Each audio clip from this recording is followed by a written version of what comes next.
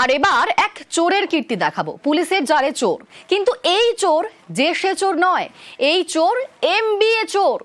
Bike চুরি করতে গিয়ে পাকড়াও যুগল।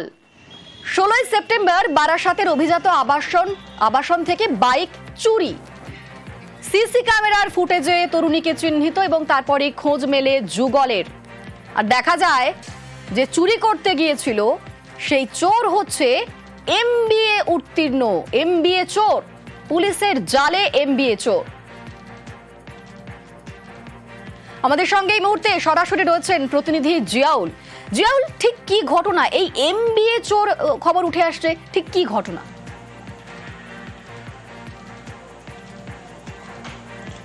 দেখো, 16 তারিখ অর্থাৎ 16 সেপ্টেম্বর বারাসাতের একটি আবাসন থেকে একটি বাইক চুরি হয়।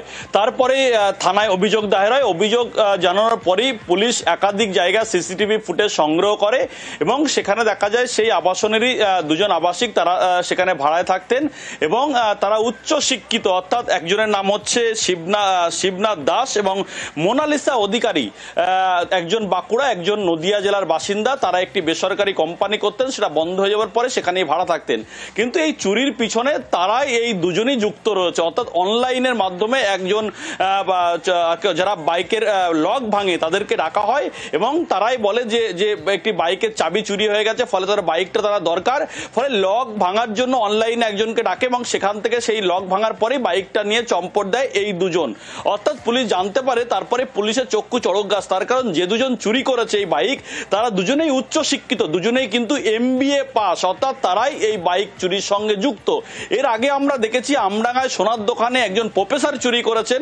এবারে বারাসাতে দেখা যাচ্ছে যে একটি বাইক চুরির সঙ্গে দুজন এমবিএ উচ্চ শিক্ষিত তারা কিন্তু এই বাইক চুরির সঙ্গে যুক্ত এবং এটাই কিন্তু একাধিক সিসিটিভি ফুটেজ এবং একাধিক যে সমস্ত অনলাইনের মাধ্যমে যে যোগাযোগ। একেবারে জিয়াউল, এখান থেকেই প্রশ্ন যে এই অভিজাত আবাসন থেকে কিভাবে বাইক চুরির প্ল্যানিং করলো সেই যুবক এবং তার প্রেমিকা?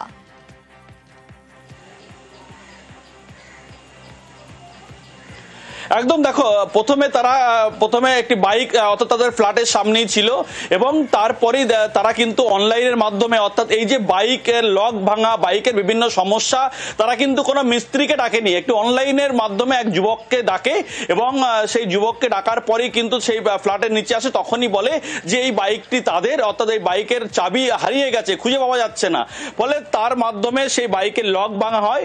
সেই লক ভাঙার পরেই সেই বাইকটি নিয়ে কিন্তু চম্পট দেয় এই এমবিএ দুই চোর, অর্থাৎ তারপরেই সেখান থেকে নিয়ে চলে যায়।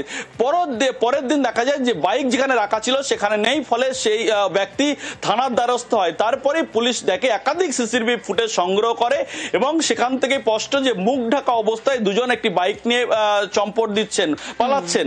তখনই দেখা যায় যে এই আবাসনেই দুজন থাকতেন। এই দুজনেই হচ্ছেন একটা সময় বেসরকারি কোম্পানি চালাতেন, সেটি বন্ধ হয়ে যাওয়ার পরে এখন এই বাইক চুরির সঙ্গে যুক্ত। ফলে সেই বাইক তারা চুরি করেছেন।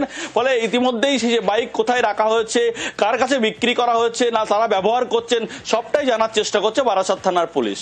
বেশ, ধন্যবাদ জিয়াউল।